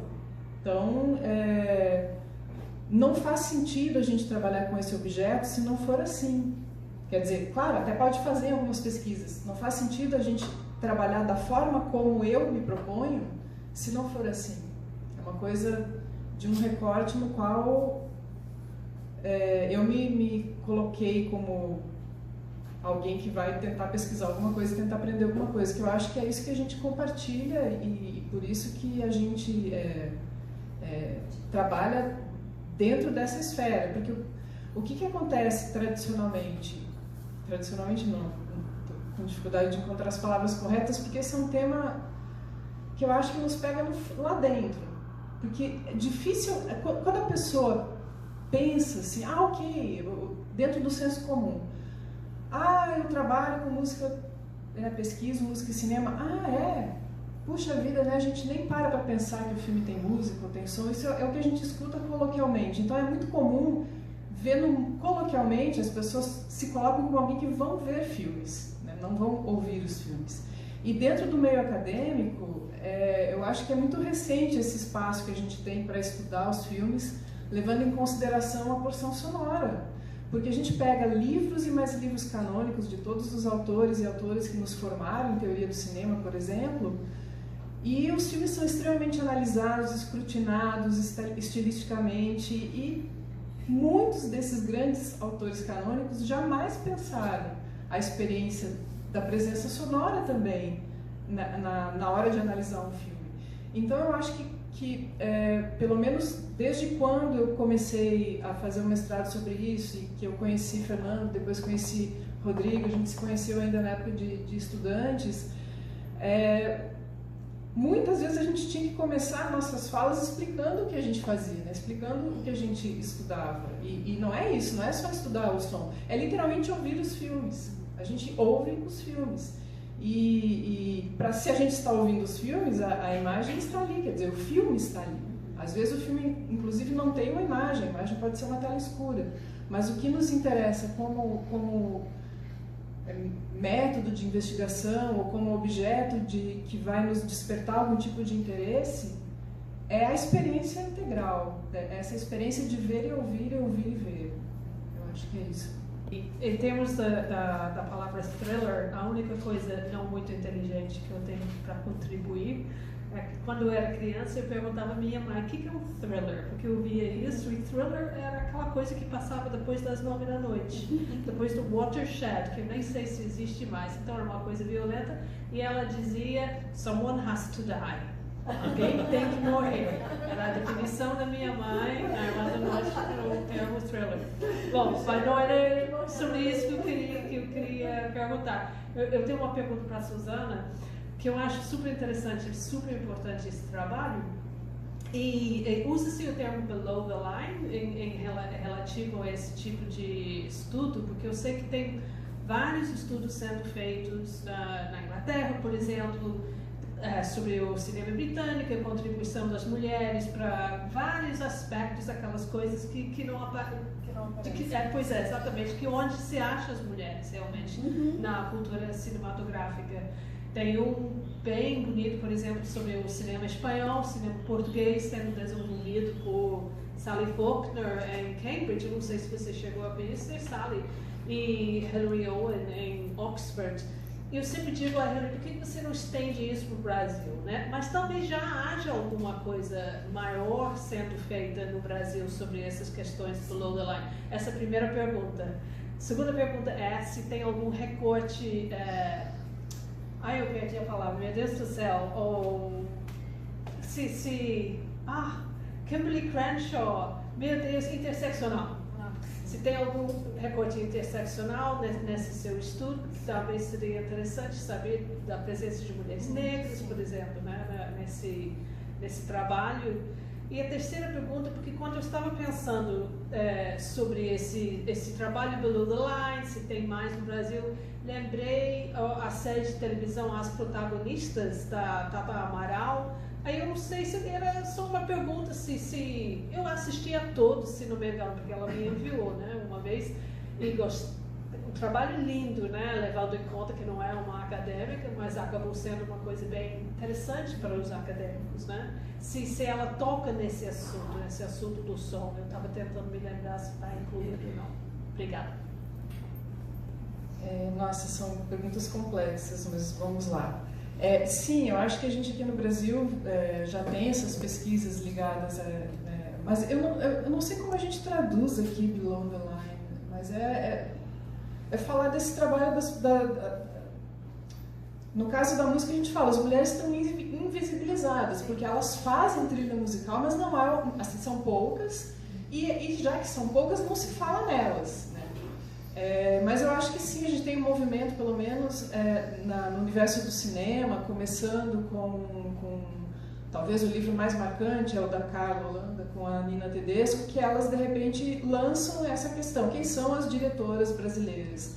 Depois a Nina organiza livros para falar inclusive de trabalhadoras do cinema, ou seja, quem é que está trabalhando com o cinema, que não são nem as atrizes nem as diretoras, que está realmente no below the line, né? Então, mas a gente não tem um termo, eu acho, que a gente não traduziu isso. Mas eu acho que a gente fala, no nosso trabalho a gente fala muito de invisibilidade. Então, uma das justificativas da nossa pesquisa é a gente quer dar visibilidade a essas mulheres, porque elas existem, mas poucas pessoas ouviram falar da Flávia Tigel e muitas ouviram falar no Antônio Pinto. Então tem que ter um lugar onde elas possam ser vistas, e de fato, como elas fazem pouco, e algumas nem conseguem fazer mais do que uma trilha musical, elas são invisibilizadas mesmo, né? Então eu acho que esse é uma dos nossos pilares, trazê-las, né, para frente da linha. A coisa interseccional, temos vontade, mas o que a gente percebeu até agora? Mulheres brancas e do Sudeste. É isso, né? Então a gente tem uma minoria, e dentro dessa minoria a gente ainda não... Primeiro, quando a gente entrar nos curtas, eu tenho certeza que isso vai se estender e vai melhorar. Mas alguns nomes dessa primeira pesquisa, só que são nomes pequenos, né, que fez uma música aqui, outra música ali. Então tem a Elza Soares, ela é uma mulher negra e ela fez uma música original para o filme sobre ela. Então tem uma canção que nunca foi gravada, é um improviso dela realmente, que ela deu um nome, e isso está no crédito do filme. Então, mas é alguém do Sudeste, alguém com bastante representatividade na música popular, mas de fato o que a gente tem são mulheres brancas e do Sudeste, acima de tudo, porque é onde concentra realmente maior renda, e por enquanto é isso. Mas a gente vai encontrar, por exemplo, nós queremos fazer esse trabalho mais da pesquisa qualitativa mesmo, fazer entrevistas com essas mulheres, e no curta-metragem com certeza a gente vai ter inclusive talvez mulheres trans, que a gente vai considerar quem se identifica como mulher. Queremos, mas o nosso ponto ainda é tão lá atrás que a gente não tem nenhuma abertura para a diversidade dentro desse recorte inicial. Aí, que mais? Que é outra pergunta da Tata Amaral. Eu não vi a série As Protagonistas, então eu não sei te dizer se tem esse aspecto sonoro ou não. Estou interessada agora em ir atrás. Sim, eu vou atrás para ver, porque eu fico muito curiosa mesmo, muito tocada. O que eu percebo é que, por exemplo, se a gente for pegar traçar uma linha comparativa no som, fazendo no trabalho como técnicas de som, como editoras de som, a gente tem até um número interessante, assim, uma presença feminina mais marcante de bastante tempo. Claro, em números são minoria, mas a gente tem uma presença e tem aumentado, e elas já estão presentes não exatamente nas assistências, mas a gente tem a Virginia Flores, a Miriam Biderman, tem a Tid Borges, enfim, tem a Valéria Ferro, tem pessoas que estão fazendo som de filmes, editando e fazendo captação desde os final dos anos 80 e início dos anos 90. E aí sempre foram pessoas que, na hora que vai entrevistar alguém em trabalho feminino, trazem essas pessoas para frente. Então, agora, as compositoras realmente é uma coisa à parte, completamente à parte. Primeiro, porque eu acho que aqui no Brasil é recente essa profissão de fazer trilha musical para audiovisual. Ela é recente, inclusive, no âmbito masculino. Se a gente for pensar em décadas, né? A gente tem alguns nomes de proeminência na história do cinema brasileiro, mas a maioria eram músicos oriundos da música erudita, né? Francisco Mignoni, Cláudio Santoro, Guerra Peixe, enfim, esses grandes compositores lá, mesmo das músicas da Vera Cruz, da Chanchara, todos eles pertenciam à música erudita brasileira. E aos poucos é que a gente vai tendo algumas figuras que vêm com esse métier de realmente compor para filmes. E sempre foram nomes masculinos, né? E a presença feminina é realmente bem recente. Acho que é isso. Primeiramente, uma sugestão interessante, não sei se vocês conhecem um livrinho do Juarez Machado, chamado Ida e Volta. É o contrário desses filmes, são uma sequência de imagens e a gente imagina, né, os sons. há muitos anos atrás era um trabalho que eu dava para os meus alunos no ensino médio, era meio complicadinho de fazer, mas é interessante, é uma reversão. Então, acho que assim, uma das coisas interessantes, primeiro, pelos estudos de semiótica, de percepção e tudo, a gente sabe que o olho prevalece sobre o ouvido. Embora o ouvido seja crucial, até o próprio, eu já esqueci o nome dele, o Jacques Attali reescreveu o livro dele, falando que no começo veio o som, etc. Não, mas semioticamente, tecnologicamente, o olho prevalece. Né? Mas também a gente pensa assim, será também uma relação que estabelece dessa possibilidade da própria tecnologia? O Yuri estava aqui do lado, teve que sair. A gente fala assim, a qualidade tecnológica do som, da captação, espacialização, tudo isso que a gente viu nos seus exemplos, né?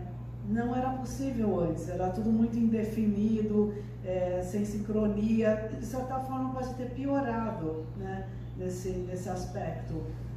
A partir do momento que a gente consegue melhorar a qualidade, né, da captação, edição, etc., Foley, etc., quem sabe seja possível aparecerem mais especialidades no estudo desses sons, né? Então, a gente ficou falando do contrato audiovisual, do G1, eu ouvi muito Murray Schafer nesses exemplos, que tem muita paisagem sonora, enfim, mas a gente fala sobre intervalo. Suzana, você chegou a consultar a nossa revista Musimid? Nós temos um número só sobre as mulheres e a música, né? E a Isadora é uma das organizadoras, né? Então é interessante.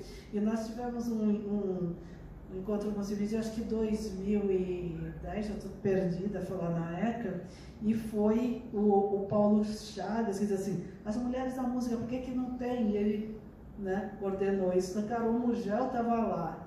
E a gente teve gente como a Denise Garcia, então a gente discutiu muito isso, e tem alguma coisa nos anais, né, porque as pessoas ainda escreviam nos anais, o que era muito bom, e a gente pode usar isso. Bom, outras coisas a gente fala depois, senão vou monopolizar aqui. Eu acho que o Juliano vai poder trabalhar bastante essa questão da prevalência da imagem sobre o som, né? Eu posso falar depois, sim, na minha apresentação. Vou fazer uma pergunta bem simples para a Suzana. Se na pesquisa de vocês chegaram a fazer alguma diferenciação entre composição instrumental e canção, e qual que é a proporção entre uma e outra? Eu sou Zé Renato, doutorando, minha orientadora é Heloísa. Quero parabenizar o Rodrigo, o Fernando, a Suzana, um trabalho maravilhoso. E eu me identifiquei muito com o filme do Andarilho, né? Porque são quase assim, né? O único que difere é que ele não conversa, né? E eu viro um papagaio, principalmente quando não tem Dó e Rosa, né? Quando eu ando por aí. Mas assim, também é bem sucinta a minha pergunta, mas, por exemplo, a música, a trilha sonora ligada à imagem e o som sempre atrelados, né? No caso, quando o andarilho está tomando banho, a água, a chuva, é considerado uma... Você falasse alguma coisa sobre isso? E, por exemplo, o assovio também, né? Para a gente ver o quanto a música está ligada à cena, né? É isso. Vamos lá, se eu não sei se eu esqueci alguma coisa, me fale. Heloísa, essa revista do Musimid está na minha lista. Eu separei, acho que são 3 dossiês que eu encontrei, e uma é da Musimid. Aí eu também encontrei um livro organizado, ou seja, tem várias coletâneas falando sobre compositoras mulheres, e tá lá. Depois eu quero saber mais sobre esse encontro do Musimid. Eu tenho os anais, a página do Musimid Anais. Eu vou procurar. Excelente, muito obrigada, eu vou procurar. Porque o que me interessa é compreender um pouco as abordagens e até investigar se tem, entre algumas compositoras que estão sendo estudadas, se alguém mencionou alguma coisa conectada ao audiovisual. Então, isso eu tenho buscado, de fato. Juliano, sim, a gente levou em consideração a música, e primeiramente nós consideramos a música originalmente composta, não importava se era canção ou se era música instrumental, desde que fosse algo originalmente composto para os filmes. Mas as trilhas integrais que a gente encontrou as compositoras fazendo, as trilhas integrais, são todas instrumentais, né, com as mulheres assinando integralmente. Alguns filmes têm pouquíssima música e até junto, às vezes tem uma canção que alguma pessoa coloca uma letra, mas nós mapeamos 16 filmes onde a presença feminina apenas está numa canção, e é uma canção adicional que aparece lá no final dos créditos. Às vezes a gente ouve só um pedacinho ao longo da narrativa, né? Mas esse espaço onde a gente conseguiu encontrar 16 compositoras assinando a trilha musical original, a maior parte dos trabalhos são instrumentais. E aí varia, porque tem coisa que é instrumental no sentido, às vezes é eletrônico mesmo, né? Não é exatamente uma música acústica. Mas, acho que eu respondi. Na questão dos filmes, curioso você ter falado este personagem andarilho do filme britânico, né? Você não tem voz dele, embora você tenha assobios e você tenha muita produção de sons dele em volta dele, né? No filme do Carlos Guimarães, os andarilhos são mais falantes. Eles são mais, embora não necessariamente dentro de uma semântica muito compreensível e tal, estão ali à margem da sociedade, falam de uma forma também mais aberta, digamos assim, mas são mais falantes. O que você comentou, pensando música de um jeito mais abrangente, né? Quer dizer, quando você tem um filme como esse, né, você tem um filme muito baseado em todos os ruídos, em todos os efeitos, em todos os sons ambientes e tal, o cinema sempre propõe um pouco essa pergunta, creio eu, que você fez, né? Porque assim, você tem uma trilha sonora de 1h20 para organizar, para montar, para editar, para equalizar, etc e tal, você está lidando só com esses sons ambientes e com esses sons daquelas ações ali. Em grande parte você está propondo uma organização que pode se aproximar de uma organização musical.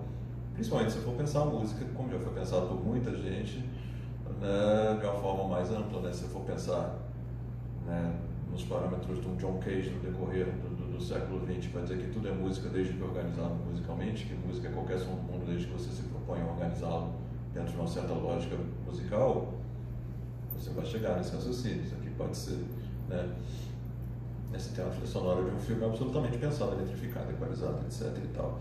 A coisa isso daria muita conversa, tá? Não vou, né, tomar horas nossas aqui, mas a própria ideia polêmica enorme de paisagem sonora do próprio conceito do Maurice Schaeffer, já muito debatido, muito criticado também, muito aceito e muito criticado.